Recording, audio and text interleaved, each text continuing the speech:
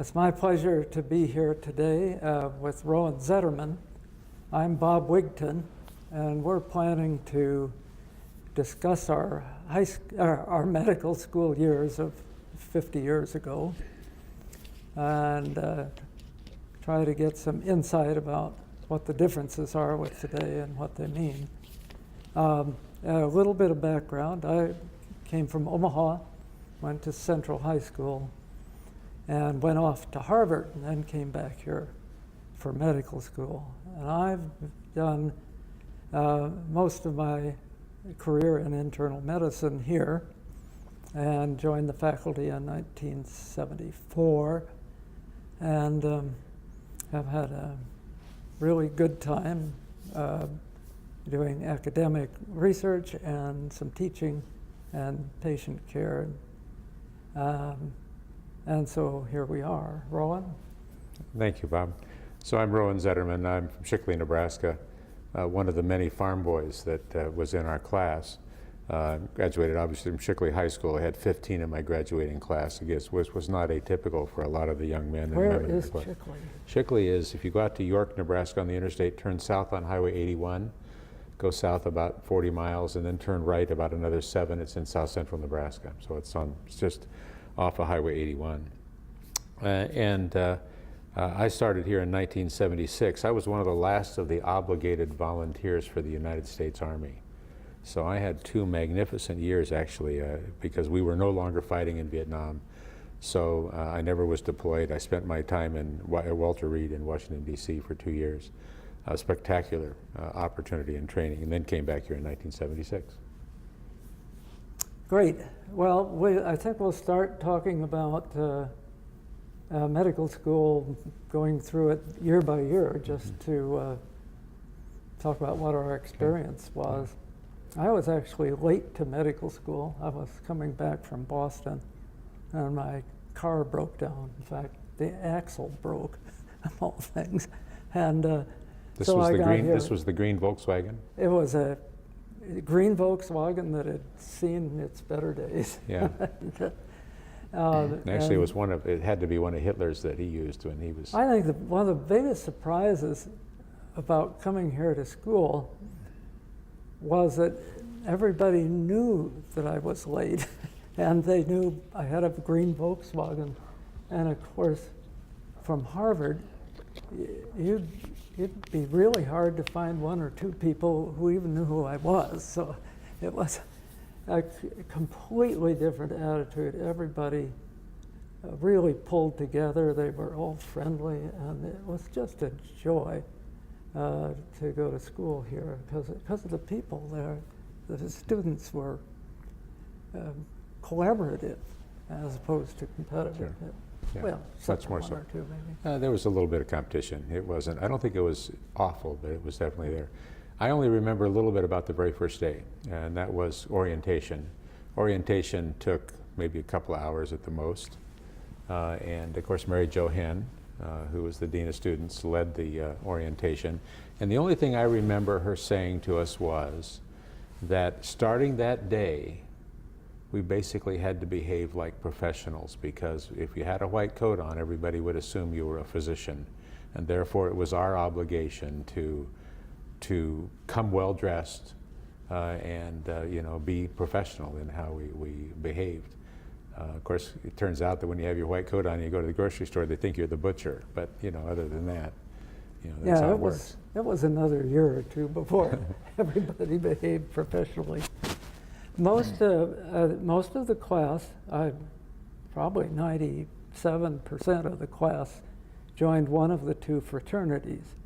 There had been 5 fraternities back in the 30s, but what remained was Phi Rho Sigma, which had a fraternity house just cat-a-corner across the street where the Clarkson parking lot is now, and the Phi Chi fraternity, which was 3 or 4 blocks down Dewey Street, and was the old Metz mansion. And both of them had really good, very cheap lunches, and so everybody congregated there, and they had a number of people who stayed there And Rowen was Phi Chi and I was Phi Rho. But there were very few that weren't one or the other. The advantage, I thought, of the fraternities is you got to know the people in all years. They'd be hanging around. Right. And they were the social hub for the medical school, so that we were one or the other.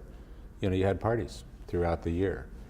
You know, and the parties were serious parties. I remember, yes, right. remember the one at the Phi Chi house was the Purple Passion Party, which was, as you might guess, grain alcohol and grape juice. And Tom Kleinkopf was in our class, and he was the one serving working at the bar that night. And when we got all done, he said, "I'm going to bed." He said, "Don't anybody step on my hands on the way." Yeah, right. Because that's how you had to get up the stairs after the Purple Passion Party. Traditionally there were keggers every Friday night, and they alternated between Phi Chi and Phi Rho. So one week you'd go to the one and the other. And that was important for the serious and single ones of the group. I keep telling you, we had more fun We did have in more those fun. days. My recollections of medical school were just a joy, both the people and the subjects. Because you go into medical school not knowing whether it's going to click with you or not. Or whether you'd be there tomorrow. Yeah, I'm so relieved to get in and say, hey, this is really what I really like these subjects. Because I'd been an English major, so it was a little more uncertain. Anatomy took up half the first year. Anatomy and biochemistry were the two main things. Anatomy was separated into several courses like neuroanatomy and main anatomy course and micro and embryology. But those were all done with the anatomy faculty, along with a few graduate assistants and some prosectors who came in, who tended to be surgeons in town, who would come in their afternoon and help us dissect. The course had very few lectures. It was mostly just learning by yourself out of the big book, of which you really got to know maybe a tenth of it. Well, I only got to know a tenth of it, but I mean, it was much more information than I was going to retain, basically. What was the main anatomy book? Gray's. No, the other one. I didn't use the other one, so I used Gray's, and I had another smaller one because Gray's was interminable to read, and so I read one of the others that I had. So they recommended about 3 big anatomy books, and right. then everybody learned about some smaller sort of summary texts right. that you could go and get. There wasn't a huge, that's an enormous difference today. Of course, there was nothing online. The libraries only had standard textbooks, and they only had the same ones that we could buy, essentially, in those days, because there were just a handful of truly recognized books in biochemistry or pathology, like Robbins Pathology or W.A.D. Anderson Pathology. One of those 2 pathology books is what most schools used, and so we all had them, and remarkably, they were, in retrospect, relatively inexpensive. You didn't have to spend $400 or $500 for a book. I make a guess that Gray's, which was probably one of the more expensive books that we bought, was probably $40 or $50 at the most. Interestingly, they had previously had quite a number of lectures, and at least I felt that we didn't have enough lectures, and a couple of us went in to Dr. Holyoke, who was the chairman then, and said, could we have some more lectures? Because he was particularly good at integrating these into systems, like what's the shoulder girdle about, how does it work, that sort of thing, which you really didn't get too much out of the book, where you were studying all the muscles and things, but we still didn't get very much in the way of lectures. There was a class in the morning, several classes in the morning, like embryology and anatomy and so forth. Sure. Histology, et cetera. Histology, and in the afternoon, um, was how many days a week? There was lab. We had four gross anatomy labs every week. Yeah. And when we were in biochemistry, we had 2, as I remember. How long did the gross anatomy labs? You know, here's my memory, is that we were on a trimester system. And so we had 3 segments. So you had 2 segments of gross anatomy, and then in the second and third one, you had 2 segments of biochemistry. And then when anatomy finished, we had 1 segment of physiology, although we again had physiology the whole next year. That was an innovation by McIntyre, actually, that he felt that it would be nice to have an introduction to physiology and then have the main course the following year. I thought that was a great idea because I remember several of the courses that were so detailed that it was like the first or second week of the course before I ever figured out what the course was about. I remember being kind of puzzled by microorganisms. Yeah. And, you know, what are these? What's the difference? If you failed one of those, you were out. I mean, you didn't remediate. So my memory says we lost 7 classmates at the end of anatomy, and we lost 2 more at the end of physiology. And that may have been both physiology and biochemistry. It may have been from one or the other, because I think they ended together. And so, you know, that's a remarkable number to think about. We lost more than 10% of our class in the first year. And actually, in previous years, they lost about 30%. Yeah. I mean, like 20, 30 years before. Yeah. One of the reasons is that the intense competition for seats in the class was not there the way it was later. Mm-hmm. In fact, I ran across a statistic at one time that it was somewhere in the 20s, or the teens or the 20s, before they had more applicants than they had seats in the class. That they actually took everybody in with the idea that a fair number of them would flunk out. Dr. Latta's class, who was previously the chair of anatomy but taught embryology particularly, was known as the class you had to get through because there were a lot of people failed it. That wasn't really true our year. I think anatomy was probably the toughest, wasn't it? Yeah. And biochem. It didn't happen to us, but one of Dr. Holyoke's favorite questions, because we did essays in those days. You know, nothing was computerized, obviously. There were no computers. And usually they weren't, you know, multiple choice. It was, you know, and one of his favorite questions, which thank God he never asked us, was name the origin and insertion and innervation of all the muscles required to pick a pin up off the table. And if you think about that, you now have everything in the arm, everything in the shoulder girdle. You can argue about whether bending over was in there and whether, you know, there were some abdominal and chest muscles involved. And to know the origin and insertion was one thing, but to know the innervation of each one of them besides. That level of detail, you know, I'm sorry to say, has no relevance to the practice of medicine unless you're a neurosurgeon or perhaps an orthopedist or something like that. And that's the time to learn it, just in time, not when you're starting out in medical school. That's right. Holyoke was a very clever guy, and he had a excellent teacher. High level knowledge of anatomy. And was a physician. And what happened later is the very few people trained as anatomists. So most of the anatomy people in schools in the country are cell biologists or something like that who have taken a course in anatomy in order to teach it. But these guys, like Holyoke wrote a number of papers describing parts of the body that hadn't had that kind of description before. Yeah. His particular area was the fascial planes, and contributed a lot to several operations, particularly inguinal hernia operations, because he described the fascial planes in the in the pelvic girdle.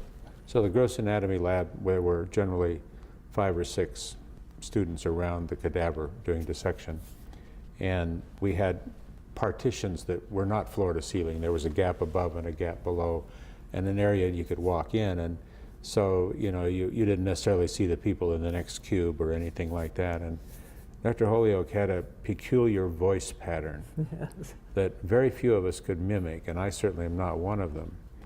But there's an apocryphal story in one of the classes behind us that apparently there was a student demonstrating something with you know, with a pointer or something, and using Dr. Holyoke's voice to do the demonstration. And Dr. Holyoke walked up behind him and stood there and listened. And of course, everybody else was just mortified in there because they could see Dr. Holyoke was there except for the kid that was talking.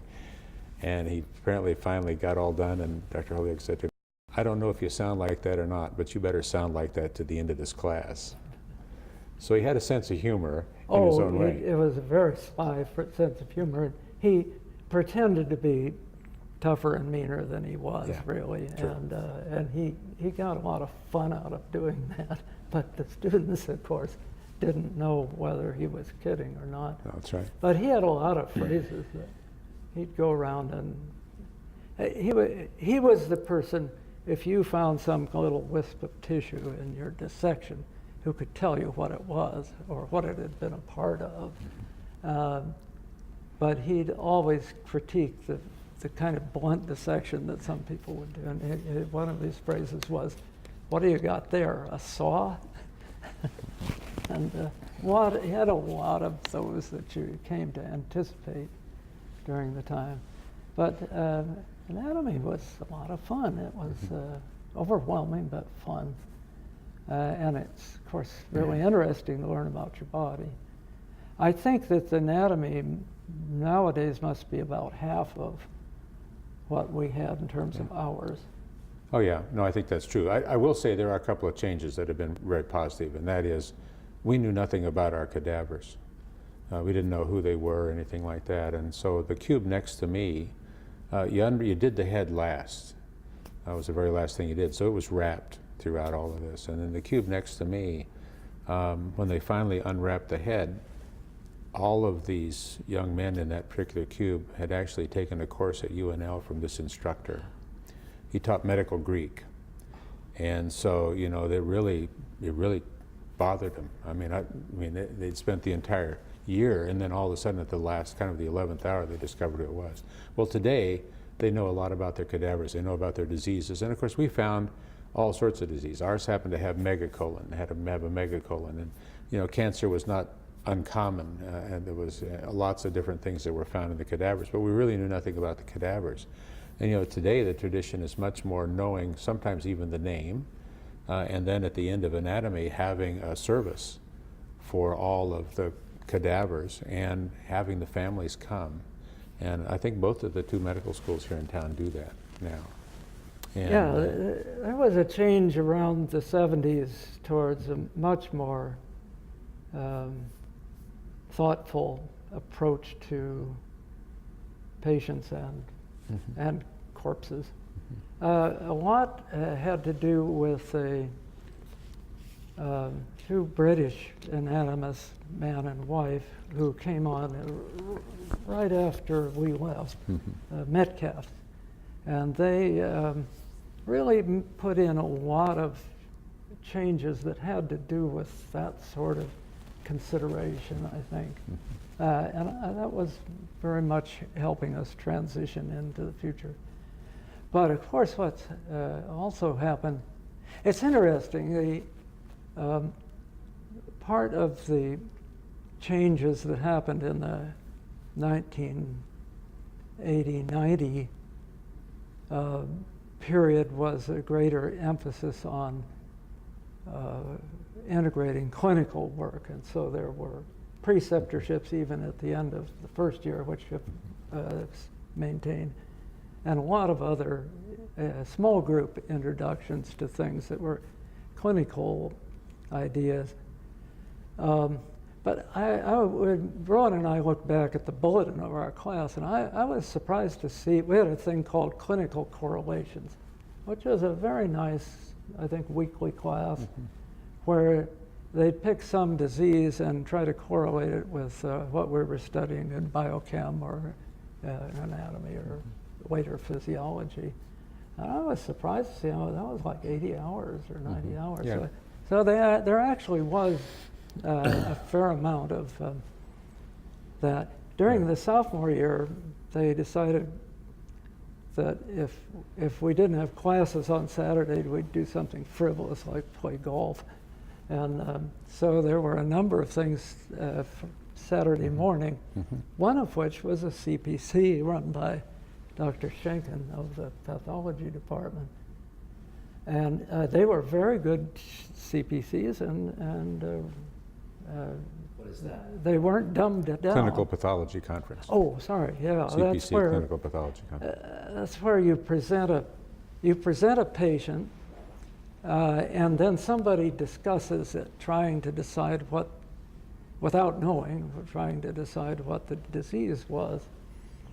And it's a common thing in, or at least it was a common thing in clinical departments, but they did this for the sophomores.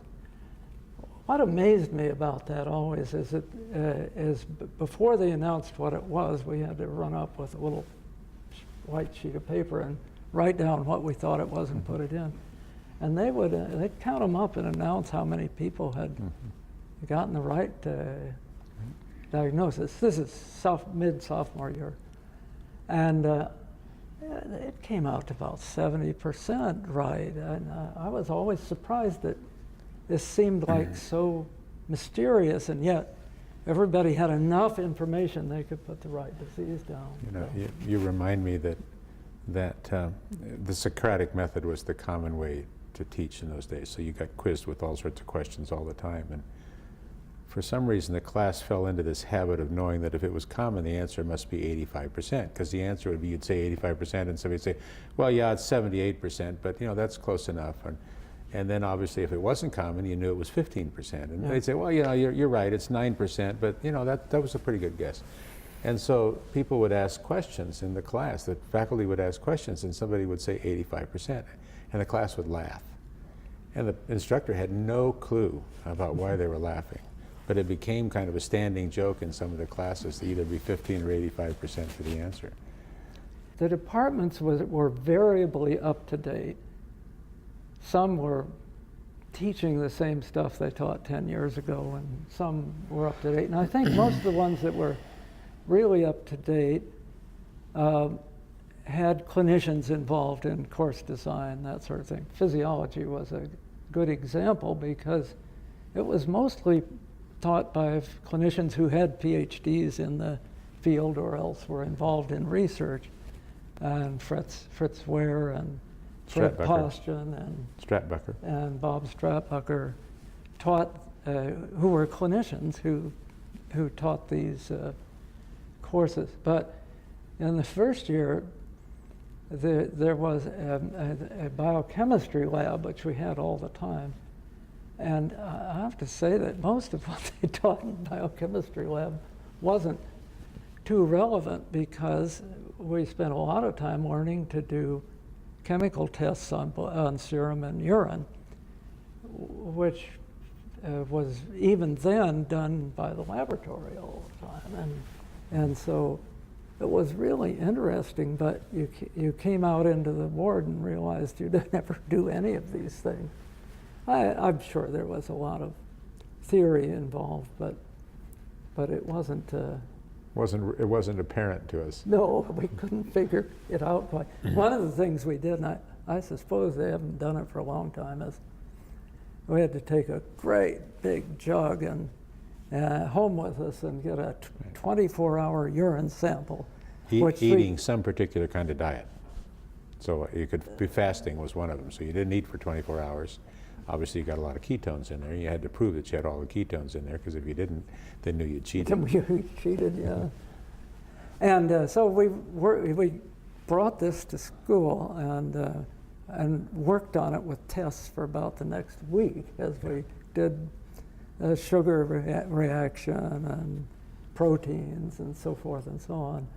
But it was obvious to us then that wasn't going to be an important clinical skill. Yeah, the biochemistry teacher was Dr. Jacoby, and he was a really excellent teacher. I mean, he was very, Herbert Jacoby. Herbert Jacoby. Yeah. Excellent teacher, but it was a traditional basic science, hardcore biochemistry class, right down to learning, the Krebs cycle and knowing all the structures and everything like that. I mean, it had so little relevance to clinical medicine, it was almost laughable when you look back on it. Except for the acid-base part, and he was acid-base. He was a good explainer, and I think I got as clear an explanation from him as any one subsequent. Right. No, I think that's true, and there were some aspects of diabetes and glucose metabolism that was crucial, and renal function that was in there crucial, but everything was in silos. So you talked about kidneys in anatomy, you talked about kidneys in biochemistry, you talked about kidneys in physiology, you talked about kidneys in clinical medicine. It was just everything siloed, and that's what went away in the 70s, that it all went to an integrated format in which you'd have all of that together and you didn't repeat things. Now, there were advantages to repetition, because the more times you hear it, the more times you do it. Yeah, and there were advantages, I think, also to the labs in that microanatomy lab and pathology lab. If you're a visual learner, to see a glomerulus that's been ravaged by lupus, that picture sticks in your mind and reminds you of the manifestations of kidney disease from lupus erythematosus. Whereas if you've never seen it, it's just memorizing a fact. We did a lot of microscope work. Yeah, we did. We owned our own microscopes. Right. Everybody had to bring their microscope. They weren't provided. And it was probably way in excess of what we would ever use or needed, but it certainly got you to be a good microscopist and recognize tissue very well, and that was a good prelude to pathology. Right. I don't know how much of that traditional tissue pathology is taught now, but well, it's all video based. It's all computer based, at least, but it would still be there. But I'm not like what we did, because we spent, as I remember, I think we had about a 2-hour laboratory at least once a week in microanatomy to go through histology. And histology was a really strange phenomenon, because the instructors asked you to draw all the cells you saw in the microscope. And so there was this little tapping all through the class, because they're stippling the little, the cell contents, especially eosinophils and things like that. Everybody had colored pencils and made that. And the fellow in neuroanatomy, who was probably the strangest of our teachers, had us develop a cardboard made up 5x7 cards. Several cross sections of the spinal cord. Yeah. And on 5x7 we had to cards. put little strings that represented the different pathways through it. And it was a nice idea, but I don't think it worked real well. No. Who was that? Who was the teacher? That was H. Chandler Elliott, the anatomy teacher. And he had his own textbook. And he was into British military sorts of things, if my memory's right, and that was kind of scattered throughout the book. But you reminded me of something else that I thought was really unique then that is not there. The other thing the anatomy classes did, or all these classes, these things did, they always seated us alphabetically. Yes. So as you might guess, Wigton, Wiseman, Zetterman, we all got sat to know we all each other sat at one very end of the early. bench. We got to know everybody very well because we sat together. The cubes were different, the anatomy cubes, because you picked out 5 of your whoever, and that became your cubes there. But when it came down to things like histology or pathology, we were seated alphabetically. So Lauren Vronish was in there someplace, and Willie Wiseman was in there, and you and I don't remember who else. But we were all at one end of whatever, We'd somewhere. be at the same table. Yeah, so we'd be at the same table. So you got to know those people really well. Would you have already had a cadaver donation program at that point? Yeah. Yeah, there was. I think it's far, far better today than it was then. I think it was a little more hit or miss. The thing they have today is they have a need for cadavers in a lot of the allied health fields. Right.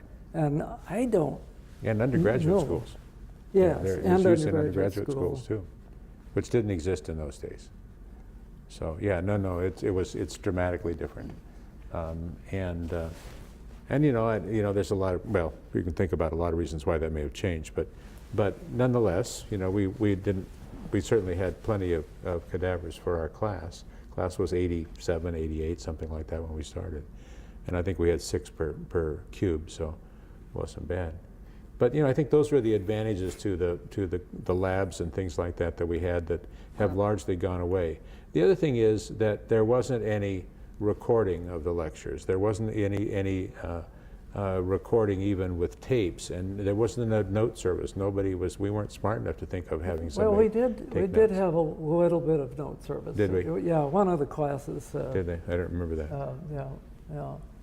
Did? But that was about it. Yeah. And what you had for note service was you borrowed one of your friends' notebooks, had to see if you got the same things that they got down. So you'll remember we started in 1965. We actually had a Cuban immigrant who was in our class, whose English was very limited.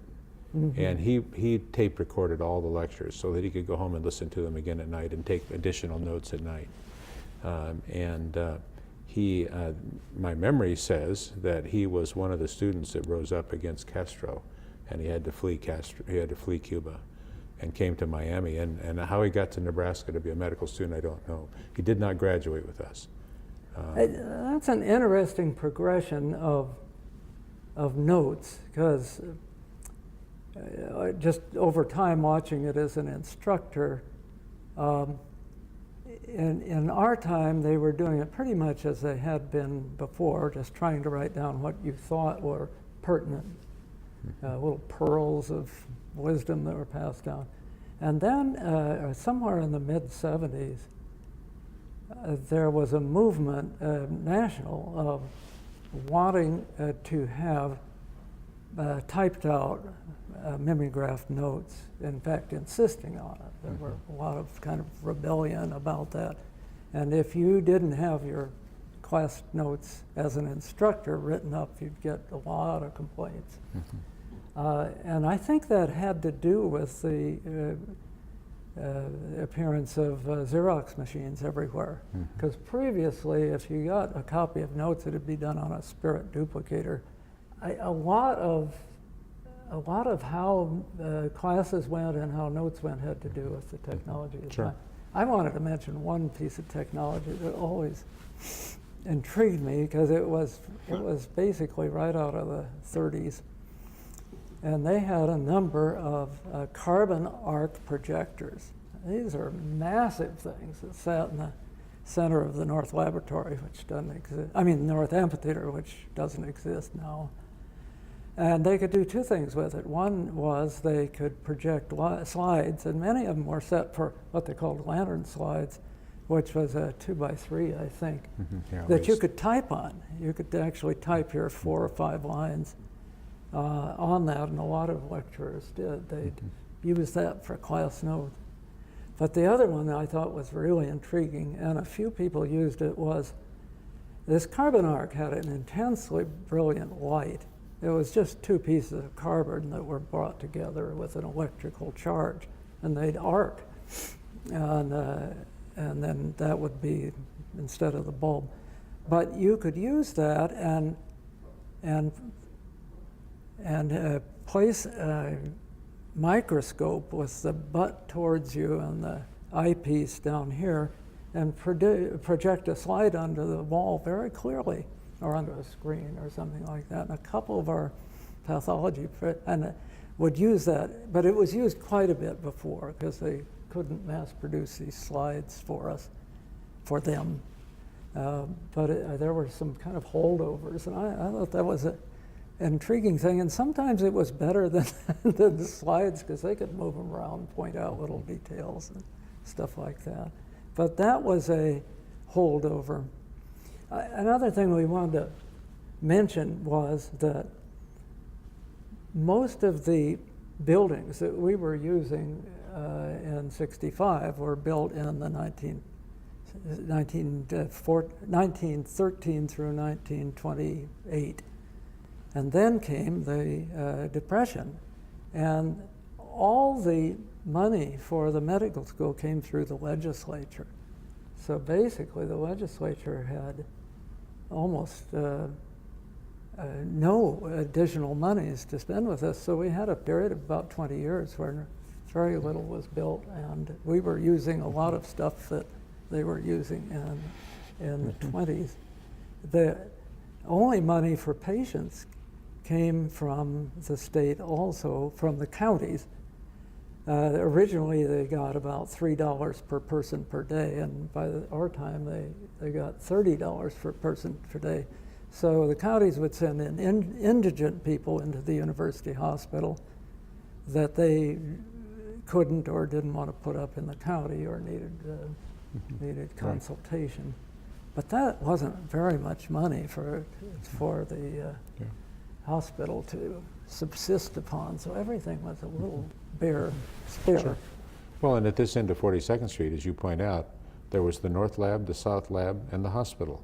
So this was all green space out here where Whitson sits today. And so it was a beautiful, there was a circle drive that went around, went up to the front steps, and the steps went up to the 4th floor then of the hospital, and that was where you went in. So yeah, no, it's dramatically different. And then, so it all existed west of 42nd Street and between Dewey and Emily Street, essentially, except for the heating plant that was on the south side of Emily. The only new buildings of importance that we had that they didn't previously was NPI, which was built in 1958, I think, something like that. And the research building, Memorial Research Lab. You're talking about who? Shackelford? No, the airport, the hotel guy. Epley. Oh, Epley. That yeah, Epley was put up. Epley Yeah, Lab. the Epley Lab was there, yeah. And that was new as of about 64 or something. Yeah, it was shortly like before we that. got here. So just in time for us. Yeah. Yeah. But physically, we might as well have been in the 30s for Yeah. a lot of this stuff. Well, yeah. You know, the wards in the hospital were open wards. You know, you had 1 or 2 private rooms and everything else was just a big open ward with, I don't know, 20 beds, I suppose, something like 20 that. 20 beds, yeah. And, And no ICUs. no ICUs. And the whole Didn't exist. hospital had 2 monitors. One was in surgical suite and one was moved around. And no air conditioners. And no either. ventilators. No, No ventilators when we started. Yeah. It didn't exist.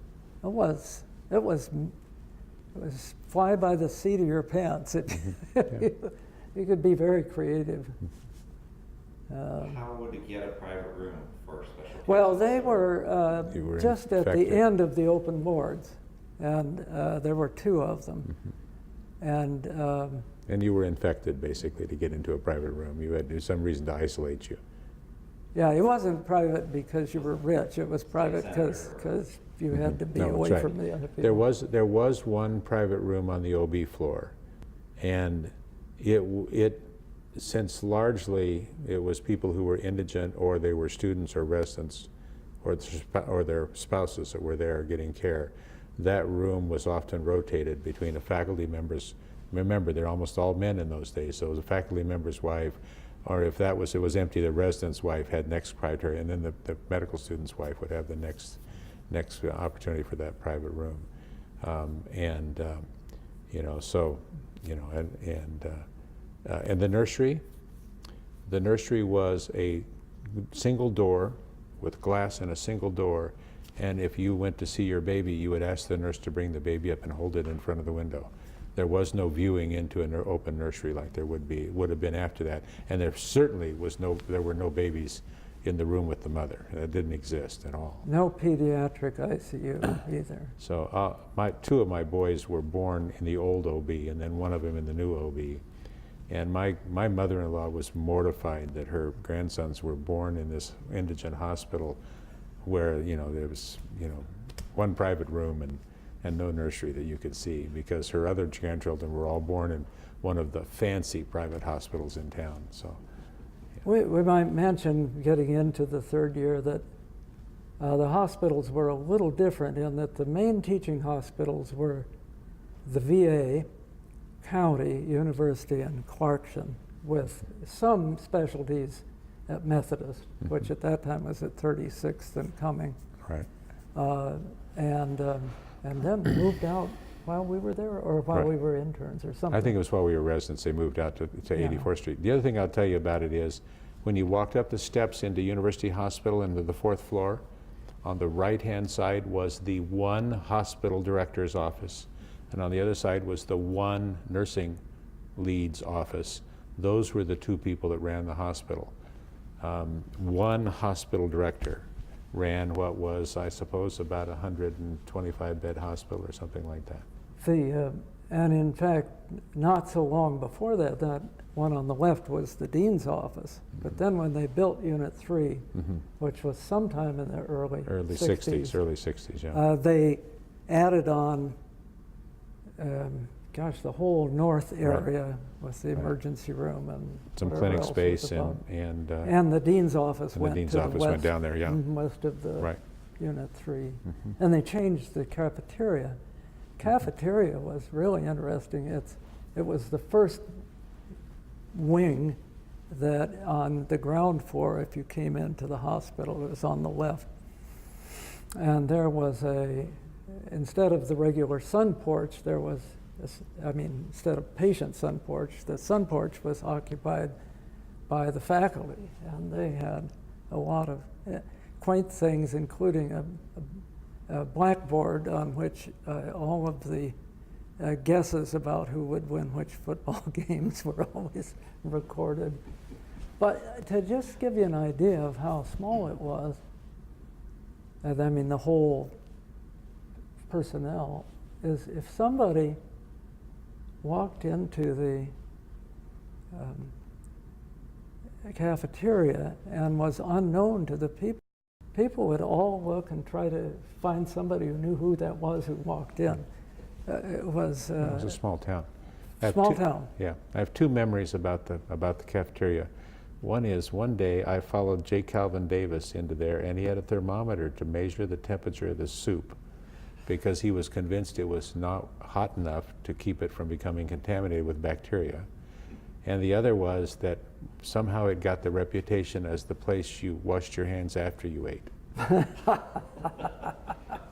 We've joked that when you had the roast beef, it was sliced so thin because the gristle that you could see through it. And it was sliced very thin and was very tough. What about the library?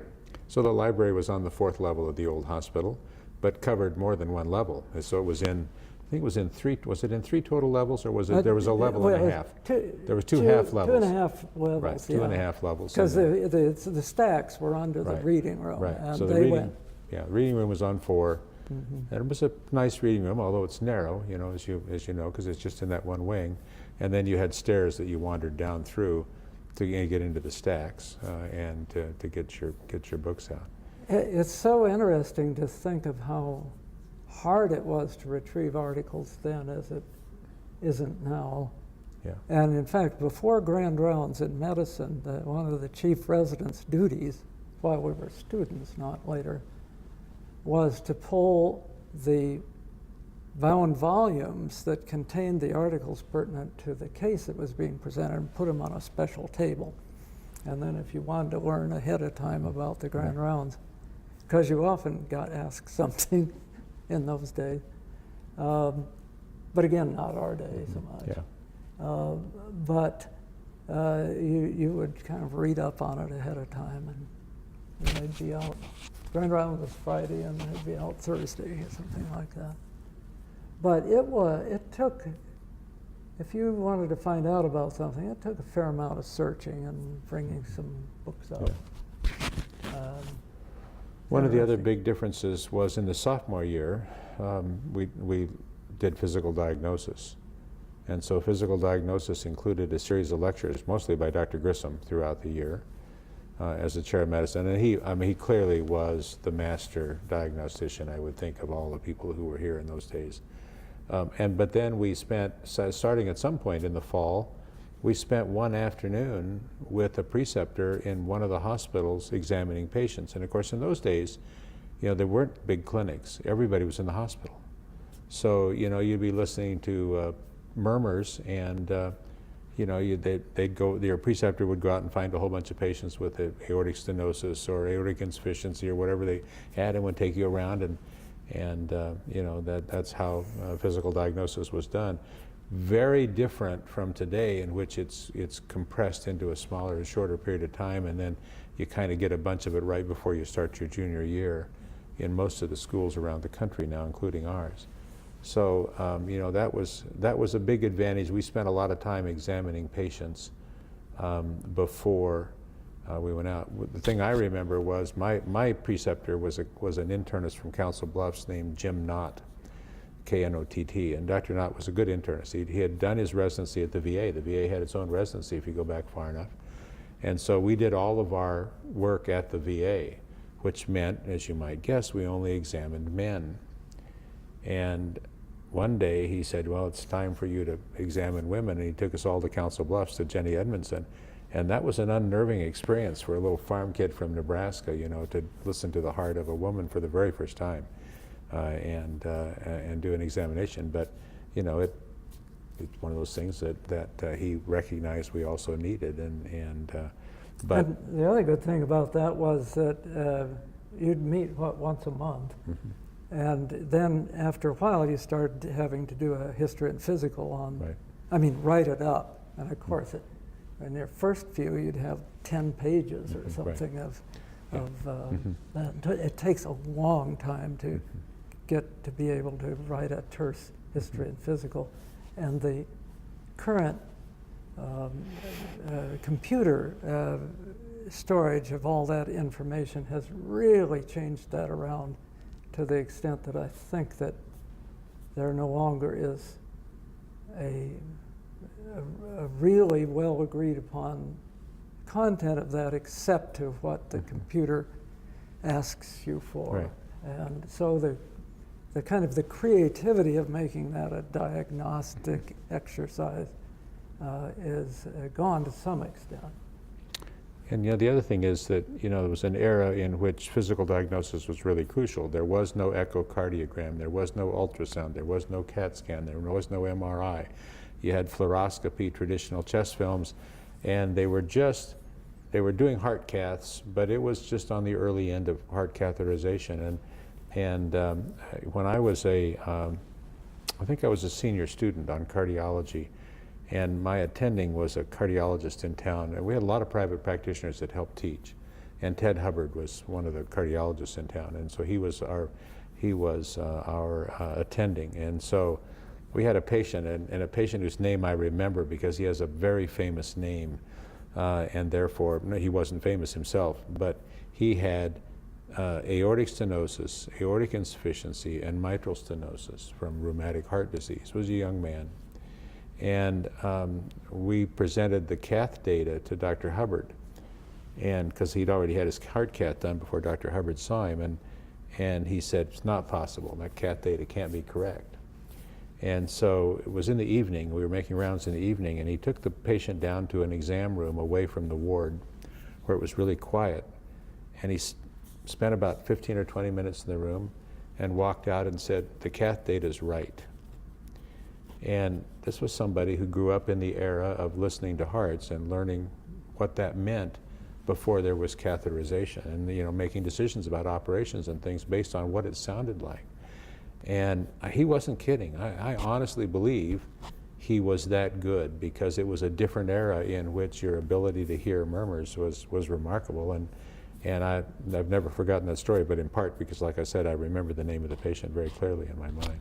Dr. Hubbard was the cardiologist who worked with Dr. Nice, who was really the only one in town doing open heart surgery at that time.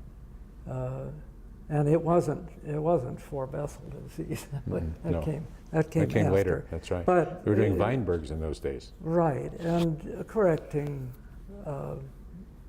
malformations and stuff like that. But they went to about 6 hospitals, so they'd start in the early morning and make rounds on all these patients from Council Bluffs over to Methodist and so forth and so on. And Dr. Nice did the heart catheterizations, and Dr. Hubbard did phonocardiography, where he listened to the heart while the catheterizations are going on.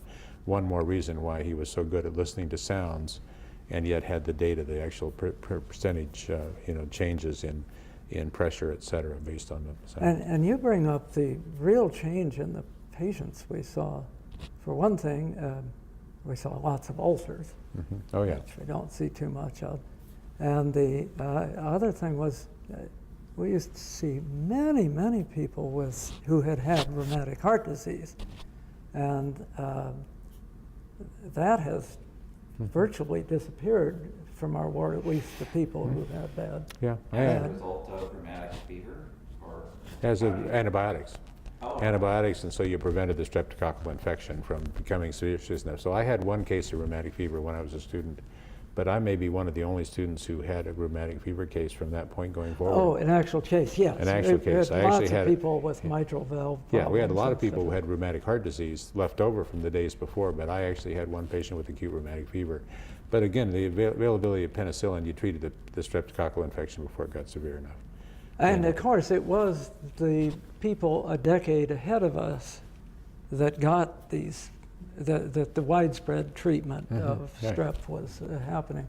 Also, we saw a lot of syphilitics in different stages, and we just don't see that Yeah. anymore. In fact, the Department of Dermatology was named the Department of Dermatology and Syphilology in those days.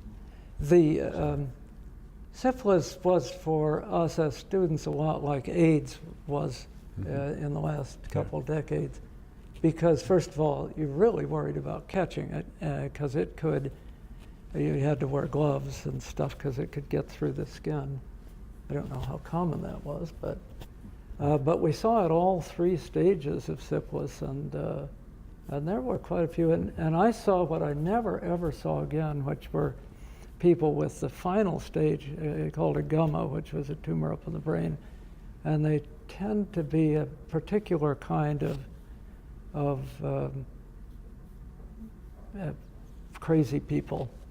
They sort of gibbering idiots was the name that was derived from seeing people like that. They just were non-compass men wandering around, physically fine.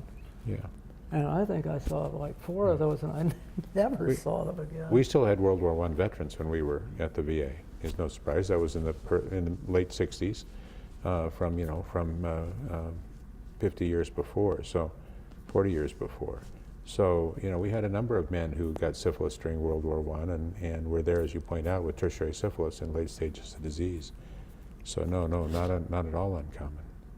Yeah, so you'd go up on the ward and I think see a very much different set of diseases. For one thing, the arteriosclerotic heart disease hadn't peaked by then, and in the next 2 decades it started being extremely common and was a lot of your patients. The other thing that was different in those days, now we're talking about the junior year, is I mentioned before that there were 9 people that went out of our class in the first year. 2 more went out of our class in the sophomore year. They repeated the sophomore year and then graduated a year behind us. But we replaced all of them with students from either North Dakota or South Dakota, because both of those schools were 2-year schools. So we got, and I assume we got 10 or 11, I don't remember how many came in, but there were... They replaced the people who flunked out. They replaced the kids that flunked out, and they came here. So they went to Minnesota, Iowa, Nebraska, because they were just 1- and 2-year schools. So even Dartmouth was a 2-year school at that time. Yeah.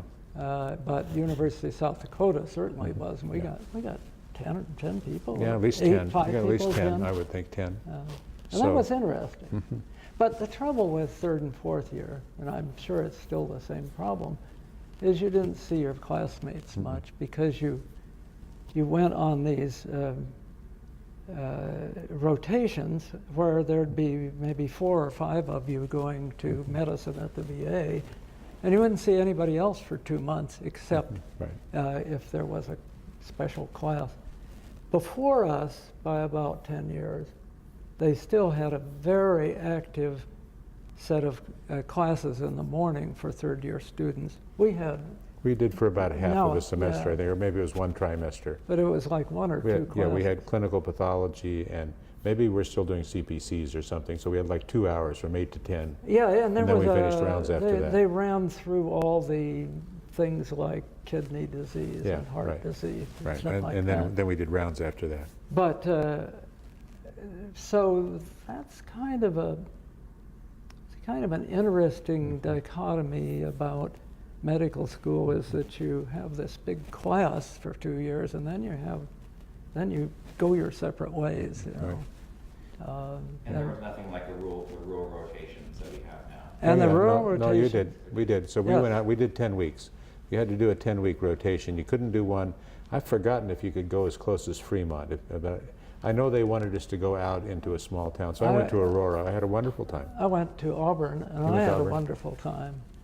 That was very important. In 1965, when we went in, across the country, 25% of graduates were still going out into practice without a residency, and with just an internship, which might be 1 or 2 years. At that same time, when we entered, 50% of Nebraska's graduates were going with just an internship. Now, by 1970, or especially 72 or 3, that had changed considerably. And one reason was that the family practice residency program had appeared. And Right. that started up in 72, I think. Right. And it was sort of the last bastion of somebody who would decide to go out into general practice without residency. And so now it was sort of the standard that everyone would have, at least have a 3-year residency before they went out into practice. So that was different too, especially in the clinical teaching, because this senior year was your last chance, or at least the internship was the last chance, but everybody was sort of oriented to giving you skills that were pretty close to what you'd be doing with the patients. Sure. And now it's, it's like Yeah. We did a lot of procedures as senior lots students. of procedures. When I was at Auburn, I did an appendectomy, basically. Sure. Of course, the guy was saying, Sure. "Oh, cut there, where? Oh, a little lower, cut." Yeah, no, which no. way do I cut? But I mean, at least you went through it, and I delivered over 50 babies as a medical student. yeah. Thinking I was going to be an obstetrician, I actually took an extra rotation. Well, so for one thing, the junior and senior year were both structured. The junior year was fully structured, so you had 10-week rotations, except for pediatrics, and OB was 5 each, for example. But in your senior year, you still did OB. You went to clinic and you did OB clinic. So the first junior year was all inpatient, and then the senior year had more outpatient. So I did OB clinic here in the old university clinics, but at night I took call at Emmanuel, and that turned out to be a remarkably wonderful time, because Dr. McGugan, that was his principal hospital, and he was, when I was a medical student, he was about 65 years old, and supposedly they told me that he had doubled his price because he wanted to cut his OB down, and he doubled his price, and it apparently doubled his practice. But I remember I was there every third night on call as a student, as a senior student, and I swear he delivered a baby in the middle of the night every night that I was there. So that's when I changed my mind about OB. I decided We should mention the difference with what happened at emergency rooms. Most of the hospitals, well, essentially all the hospitals in the city were manned by either an intern or a nurse. And when they got a patient in, they called the person's private doctor who came in. Right. At that time, doctors were very, very possessive of their patients. If you treated somebody's patient in an emergency room and then called them and said, "I treated," they'd get really verbally aggressive over the phone and say, "I want to be called and I want to come in and decide this," because they didn't want to lose the patient. We went from a period of where doctors generally didn't have all the patients they'd like to one where they had as many as they wanted. Yeah, right. And but the old saw was that you'd spend about 3 years in practice before you made any money. That was somebody from the late 30s talking, or early 40s. But then somewhere in the 50s or 60s, medicine did more good than previously. Of course, the other thing that made a big change was in 1965, as we started Yes. medical school, Medicare began. Yeah. And before I started medical school, I remember distinctly meeting a Lincoln physician who was a urologist, and he tried to convince me to not go to medical school. Mm-hmm. He said, socialized medicine, they've ruined it forever. Well, I can guarantee you that as a urologist who generally takes care of men over 65, this guy made a fortune because it was pass-through billing in those days. Whatever you charged, that's what Medicare paid. It wasn't until sometime later that they began to ratchet down the reimbursement. And so suddenly we had physicians that made money. The year after that, Medicaid popped up. And Medicaid again, you know, there was a, I don't remember his name, but I remember distinctly reading in the paper about some North Omaha physician that made over $100,000 in Medicaid payments one year. Well, the answer is the years before that, he just didn't get paid by any of those patients. You know, he just took care of them. We were kind of vaguely aware of it, but really an enormous change in medical schools was happening about when we were a junior because of this. Because now, instead of getting $30 from the state per day, all these indigent hospitals could now charge. But then there was the other thing, and that is the patients who went to the indigent hospitals now could go to Clarkson and Methodist and so forth. Right. But what that did here was it brought all kinds of clinical money into the university. So they didn't have to keep relying on this very small amount from the state, and they could start actually hiring more physicians. Because, you know, as you know, the first full-time physicians in major departments came in the 50s. But even by the 60s, the medicine department had probably, early 60s, probably 8 to 10 paid people.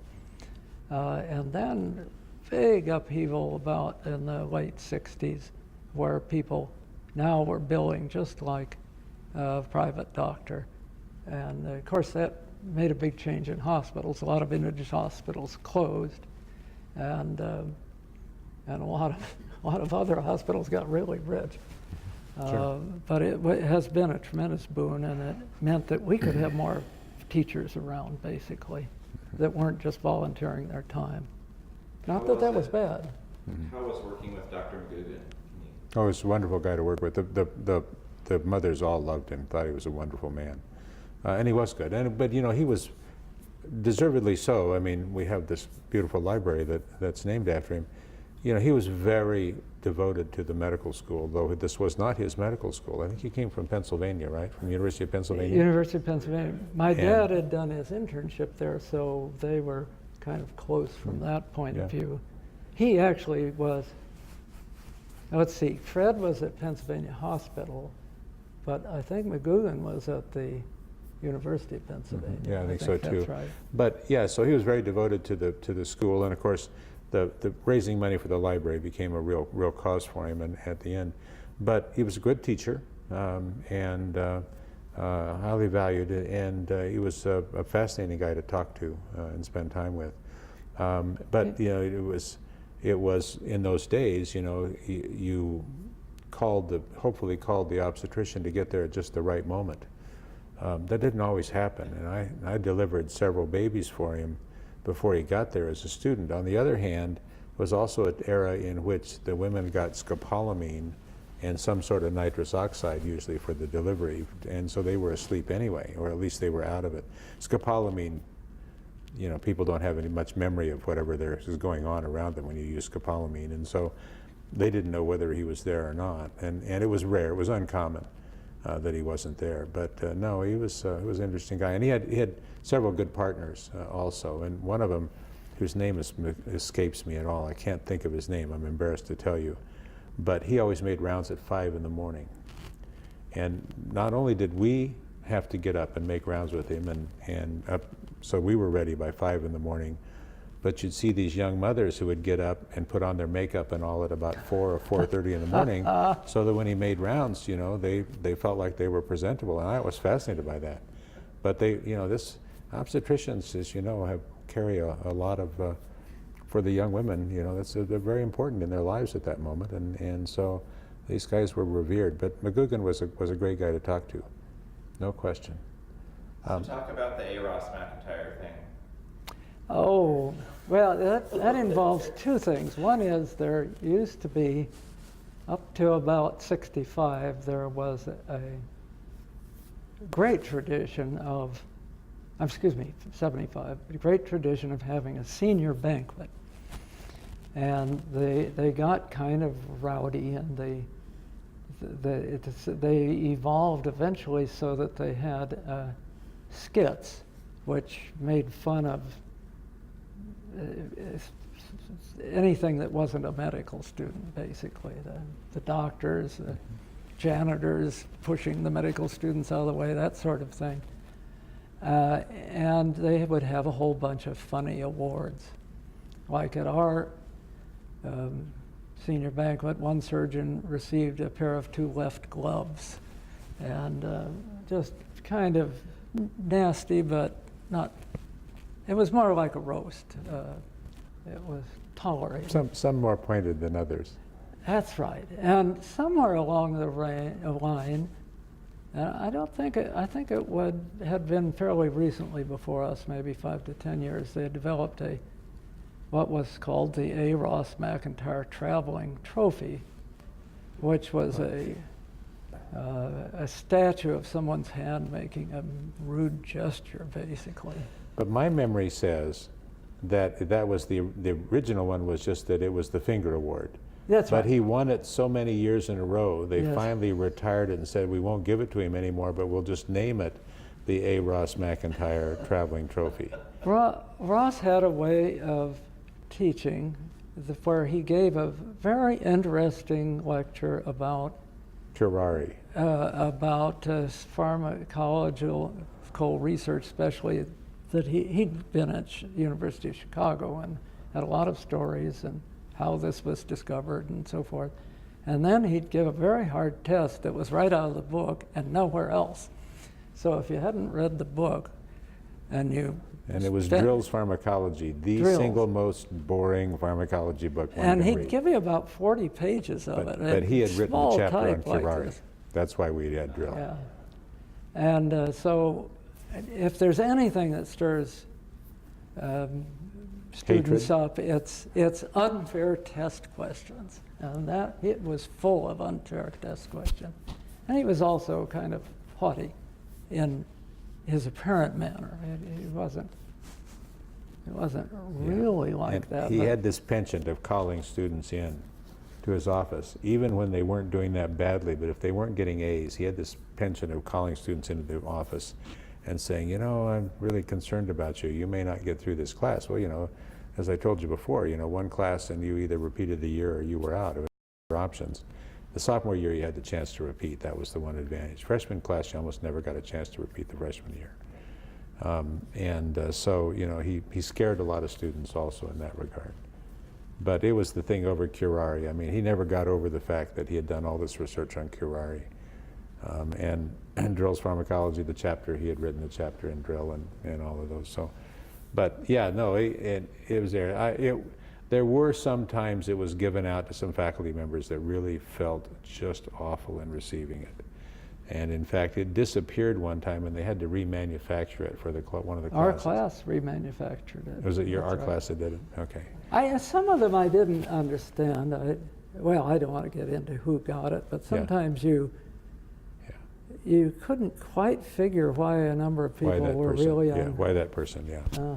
You know, the other thing is, you know, I was chuckling, you were talking about equipment and the projectors, and I'm sitting there thinking, I thought you were going to start talking about smoked drum chimegraphs. Oh, yes, a wonderful What thing. a terrible, messy thing. You get soot all over yourself trying to, you smoked a piece of paper and put it on a drum, and that became your physiologic recorder drum.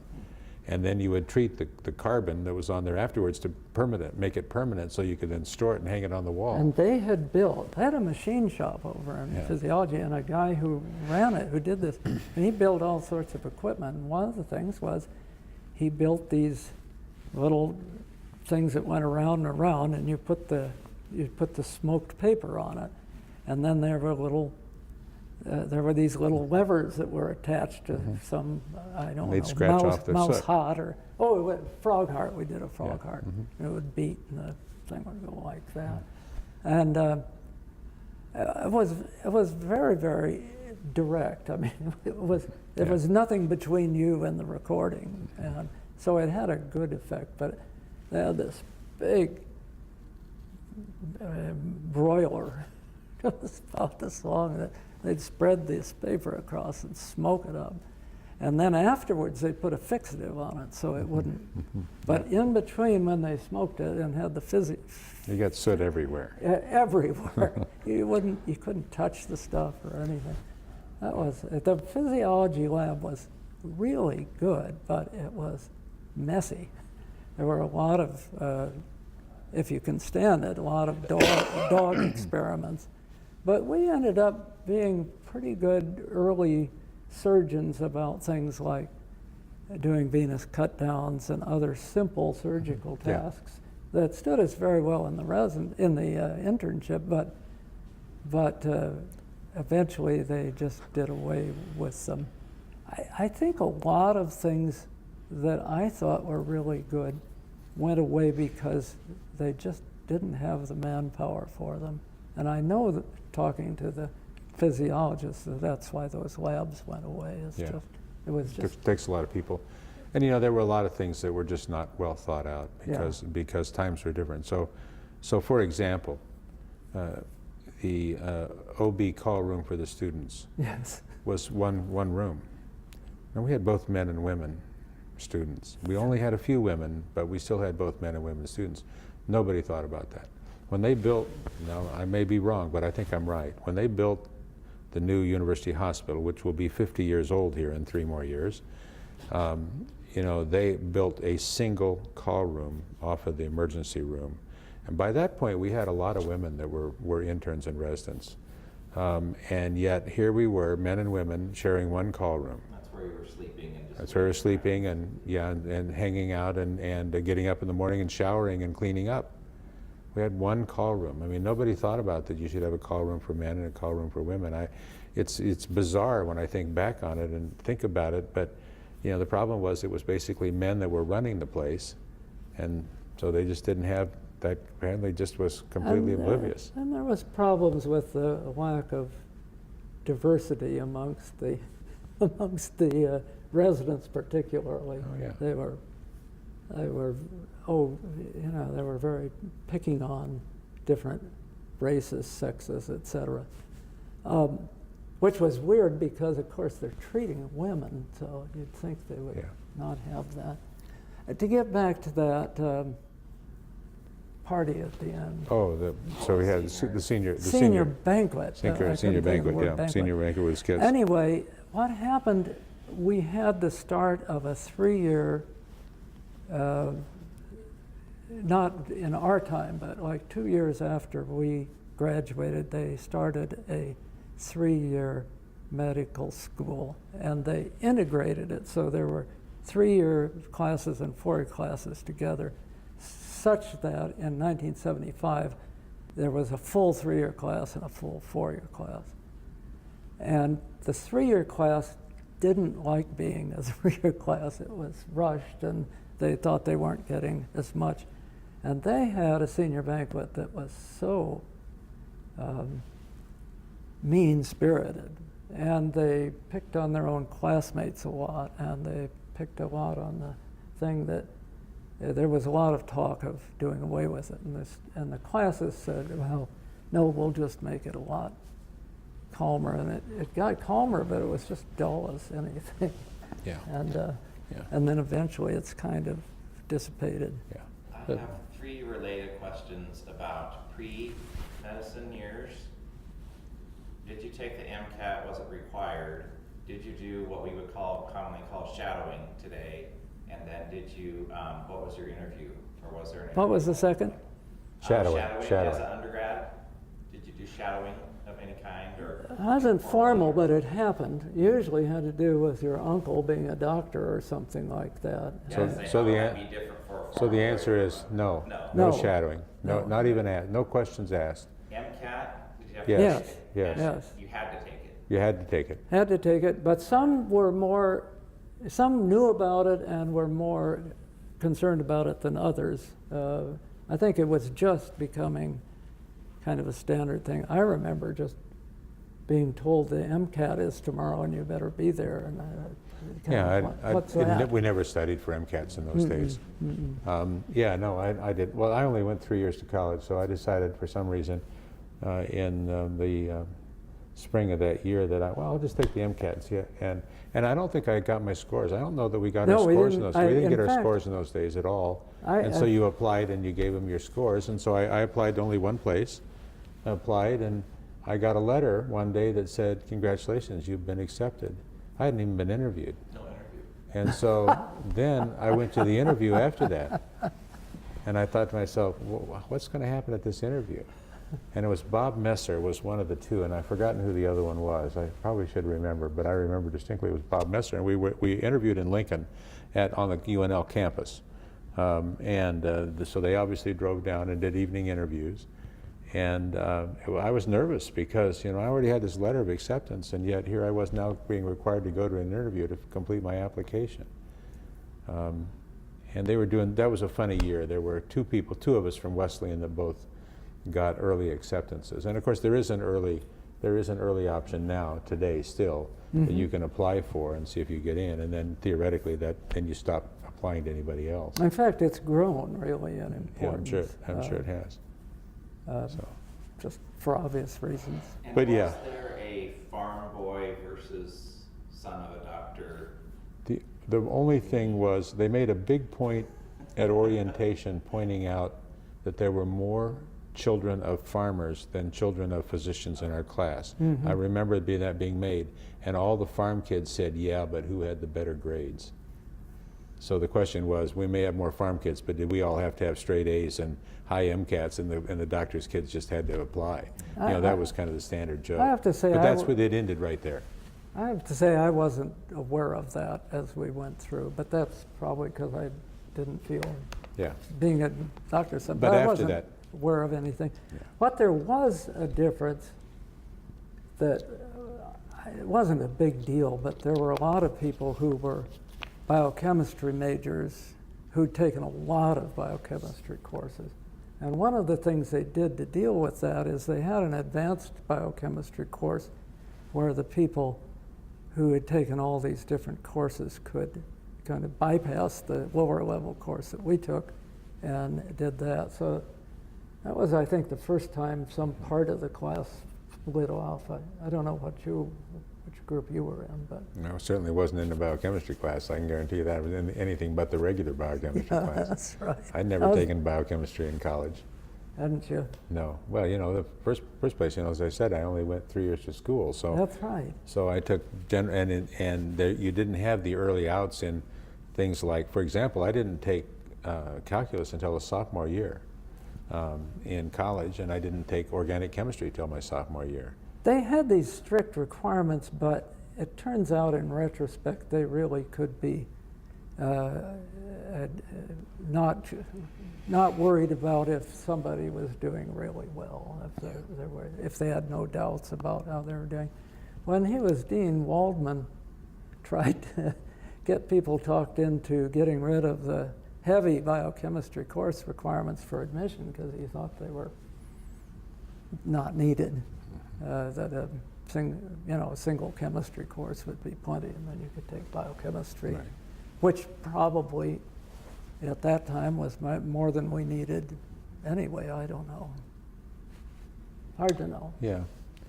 The only other thing I just would go back and say, and I said it at the beginning, is that I think we had a lot of fun as students. I think we had more choice. I think that's the difference. Is because, for example, there weren't obviously, or when you ordered something, somebody had to fill out the lab requisition slips. So, you know, if the student wanted to order an extra blood test, you just filled out the extra slip. No money was changing hands anyway because there was this nominal payment from the county, but the patients weren't paying for anything. And so, you know, we ordered, or if we wanted an X-ray. One day, one of the residents had done a procto on a patient, and it's a bizarre table that he was doing it on, and he kind of took this lady and kind of threw her against the wall, and she bounced back and landed on her side. And after the procto was over, she said to us, she said, am I supposed to have pain when I take a breath in my chest? And she'd broken a rib in this whole event from this thing, the way it flopped her against the wall and landed on her. So we ordered a chest X-ray and ordered a post-procto chest film, which is something you would never do. And it was, the resident was, that who had done the case was a very good resident, very talented guy, but also was pretty self-assured. Well, so anyway, when the post-procto chest film with his name on it as the requesting doc got down there and the lady had a chest film, of course, the radiology residents just went nuts. Called him up and said, your patient has a broken rib. What are you talking about? I didn't order any tests on a patient for a rib detail. But those were the sort of things we could do. Whether that's right or wrong, we can argue about, but we had some choice in what we did, and we had some choice in how we chose to do certain things. There wasn't the kind of work compression that there is today for the students and the house staff. We had time, and you know, it was not infrequent that Bob started off talking about it. It was not infrequent, for example, that we'd go up to the embassy, which is long since gone, and drink a beer with one of the cardiology faculty, or you know, you had, when we started, there were probably 10 or 12 internal medicine faculty. They all knew you, each and every one of you, and you knew all of them. And so everybody looked after everybody else. Well, now there's 220 internal medicine faculty. They don't know any of the students. They may only, no, that's not quite true. And we don't know them. And we certainly don't know them, you know, and therefore you can hide all the time. And you don't have a bunch of people that are looking out for you like it was in those days. And I think that's the big difference that was there. And you know, the pressure wasn't on to see one more patient, to write one more paper. I mean, all those faculty were doing research and writing papers, but it wasn't the same drive. It was optional. It was an optional sort of thing. Yeah, they were there to teach. In fact, there were people from time to time who were doing too much research. I mean, they'd say, I want you to do more teaching, you know. Yeah. I think that's absolutely right. The other thing is, there wasn't so much, there wasn't evidence-based medicine per se, even though it had been around but this idea of tested protocols, where if you have somebody with, say, abdominal pain, you need to do this and this and this and this, and if you miss one of those, it's a fault. There wasn't anything like that. You had a lot of creative ability to, as long as you could explain it, either physiologically or medically, and get behind it, you could go ahead and say, I want to try this particular routine. So there was a lot of creativity, which meant that there was a really creative smart, then there was some creative not so smart. I mean, there was a greater difference between the worst of physicians and the best, I think. I suspect that's probably true. Because there just wasn't anybody going around saying, well, you know, you missed the fifth thing in this standard protocol. And if you didn't know the answer to something with the patient in your clinic, your option was to walk to the library and look up the answer. Yeah. As opposed to today, when right there, while you're both sitting there, you can look up the answer. And because everything was inside this building, it wasn't anywhere else. Or you'd walk down the hall and find some specialist. Find somebody that knew the answer. That's right. So yeah, no, it was an interesting time for a lot of reasons. But I do think that for lots of reasons of being pushed together in labs, being pushed together in a variety of other things, particularly in the first 2 years, we spent more time together. Now today, a lot of the students don't come to class because it's all video recorded anyway, so why not stay home and sleep in and watch it this afternoon, You could truly know, and probably did know, almost everybody Oh, yeah. involved in your first 2 years. Absolutely. Students, all of the faculty. Yeah. But the typical full-time faculty in one of these departments, especially the basic sciences, were 3. I mean, there were 3 in physiology, Right. 3 in Right. biochemistry and stuff. Now there's However 20, many, 30, that's right. whatever. Or more, yeah. Or 40 or 50. Yeah, I don't know. exactly. Yeah, no question about it. So I think we've covered most of the water. Kept you a while. Most of How the things. long did we go? Pretty long. Long time. Long time. But it's a really interesting set of changes. We should close with one last thing, just to show you how different things were.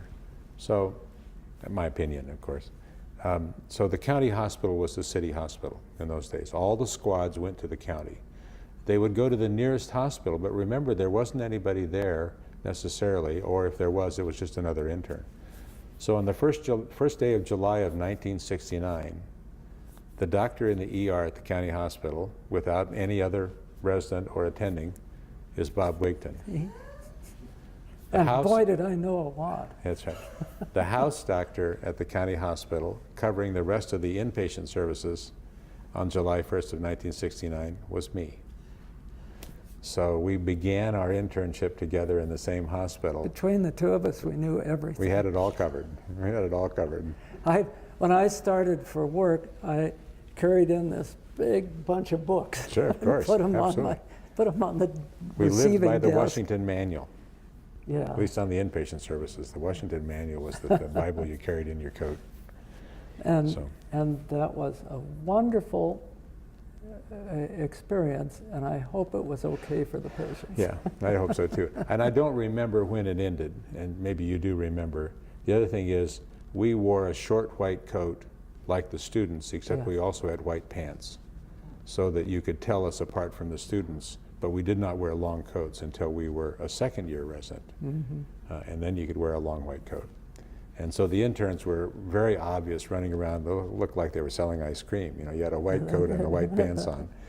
And Just like they had from the 20s. Or exactly, it's the same. You look at the old pictures that are here, you can see all those interns' classes, and that's Yeah, that's I how think they're all of dressed. us as being really clearly set in the middle In the middle between of the change. a really Yeah. early way that this was done. Because remember, there weren't interns in hospitals till the turn of the century, 1900-ish. Yeah. Oh, a different hospital. And then now there's 50 years. Well, So we can look back to 50 years before us, Right. which weren't too different, and now we Yeah. look forwards to 50 years, and that's not too exceptionally different right. either. And in those days when we graduated, the only residencies that I'm aware of, and I can't speak to the Creighton side, I can only speak to the university side. There was a pathology residency at Clarkson, a pathology residency at Methodist, a Methodist. pathology residency here, and then the other residencies were here, but those were the only residencies outside of here. But Emmanuel, Methodist, Clarkson, and University all had internship programs. And you went to Clarkson, Emmanuel, or Methodist if you were going to go out and do family practice. And you did your 1 year. And in Lincoln, the 3 hospitals in Lincoln, Bryan, Lincoln General, And then Creighton and its St. Louis, group and they had a theirs, sure. similar kind had of. a similar sort of arrangement. But you know, those 3 hospitals in Lincoln all had internships, and then people went out. But they did have a general surgery rotation at one of the hospitals, because I know we had a couple of classmates that did general surgery training there. Oh, I wanted to add one more thing that I thought of Okay. earlier, which was when I went on my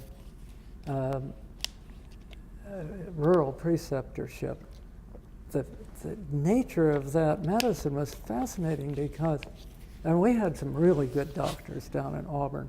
There were 4 of them. And they did their own x-rays and they did a lot of operating. But what happened was people drove down from Omaha, or the radiologist flew down from Omaha, and at the end of every week read all the x-rays. And anytime you had to do the like a knee or some orthopedic thing or a gallbladder, the surgeon would come in, the anesthesia would come in. We had traveling itinerant anesthesiologists, and they would come in, and then the general practitioner would assist.